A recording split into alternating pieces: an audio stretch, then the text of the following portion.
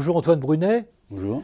Je rappelle que vous êtes économiste et président de AB Marché, vous êtes spécialiste de la Chine, vous êtes d'ailleurs le co-auteur d'un livre, La visée hégémonique de la Chine, publié en 2011.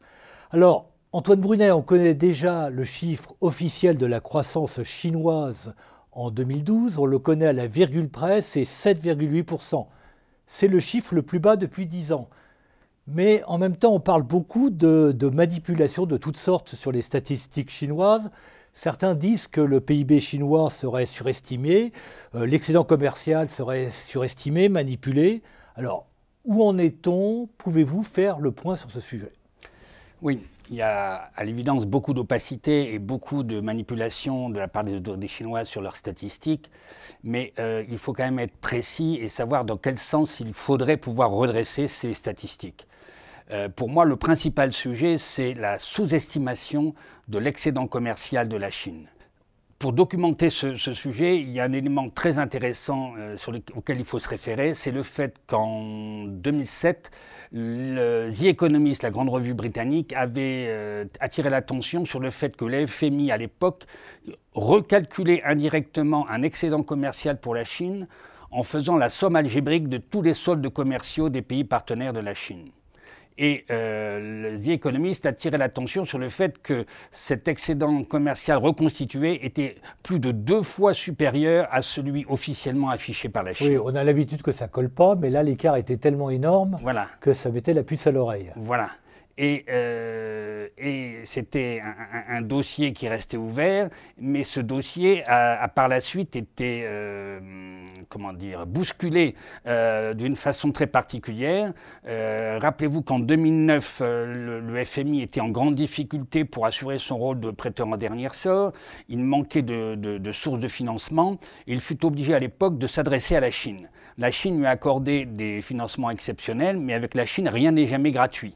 Et donc la Chine a, à ce moment-là, exigé des contreparties et exigé et obtenu de M. DSK à l'époque qu'un dirigeant chinois pénètre le cœur de la direction du FMI. C'est M. Zhu Min qui était gouverneur adjoint de la Banque centrale de Chine. Et ce M. Zhu Min a été nommé en février 2010 comme conseiller spécial du directeur général du FMI.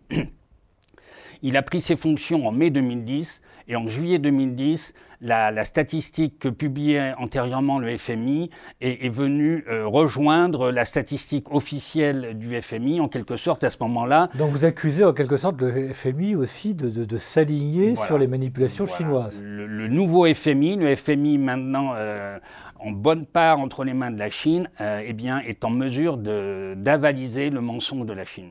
Et comment ça a évolué depuis? On maintient cette manipulation des chiffres. Oui, c'est-à-dire qu'en acceptant que le chiffre de la Chine est officiel, alors que la Chine, par exemple, il faut savoir que quand il y avait les deux statistiques, la Chine reconnaissait qu'il y avait un écart et justifiait cet écart en disant nous excluons de nos exportations les exportations issues des filiales étrangères. Ils avaient l'argumentation. Oui. Donc, on exclut les filiales étrangères, des sociétés étrangères. Voilà. Oui. Donc ça voudrait dire que les exportations de Foxconn, d'Apple, etc. en provenance de Chine ne sont pas comptabilisées dans les exportations de la Chine. C'est complètement non conforme aux usages internationaux.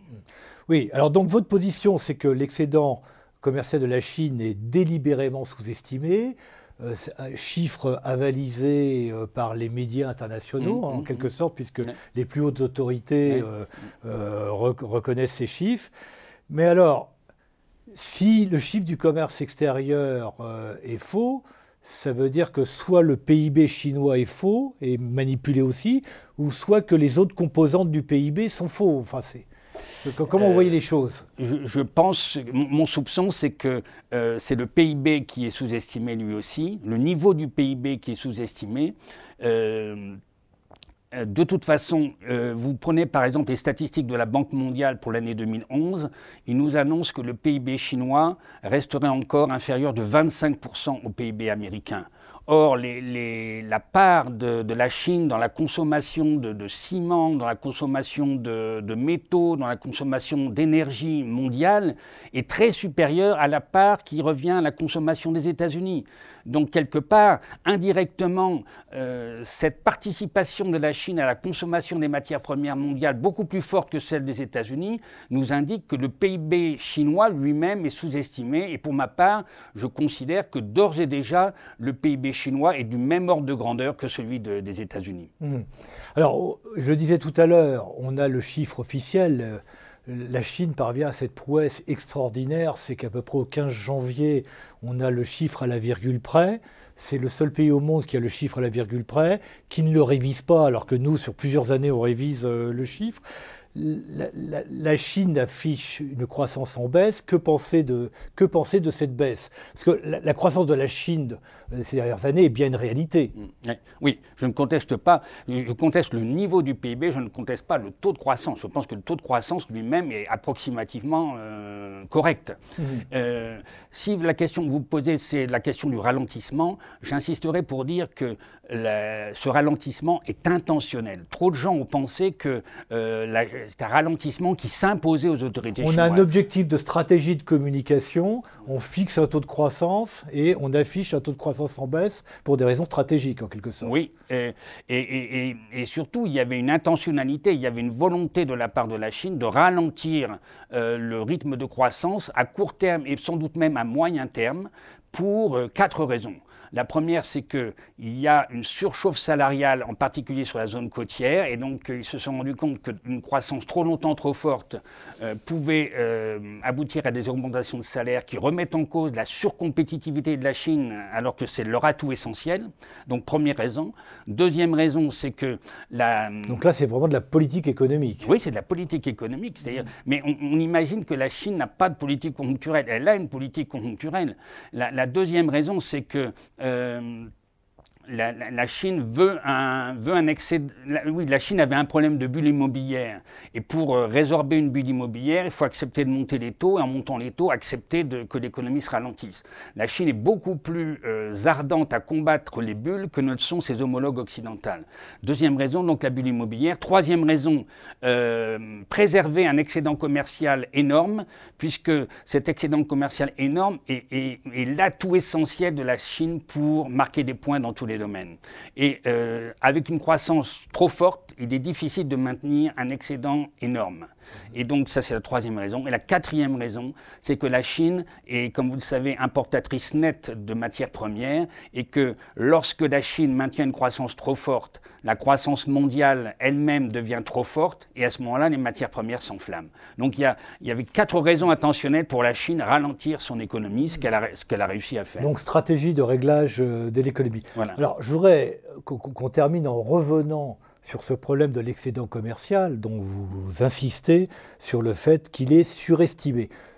Pourquoi Pékin dépense une telle énergie pour manipuler à la baisse son chiffre d'excédent commercial? D'abord parce que Pékin tient à renouveler encore une fois un excédent commercial énorme. Un excédent commercial énorme, ça veut dire des réserves de change considérables, ça veut dire une puissance financière avec toutes ses conséquences en aval. Et donc Pékin tient à renouveler son excédent commercial énorme. Mais pour protéger le renouvellement d'un excédent commercial énorme, il faut le masquer. Et c'est ce qu'ils font. C'est de la ruse alors. C'est la ruse, oui. C'est de la ruse. Bien, voilà. C'est sur cette idée clé de ruse chinoise, d'avancée masquée pour mieux progresser que nous allons conclure. Merci Antoine Brunet. Merci Laurent.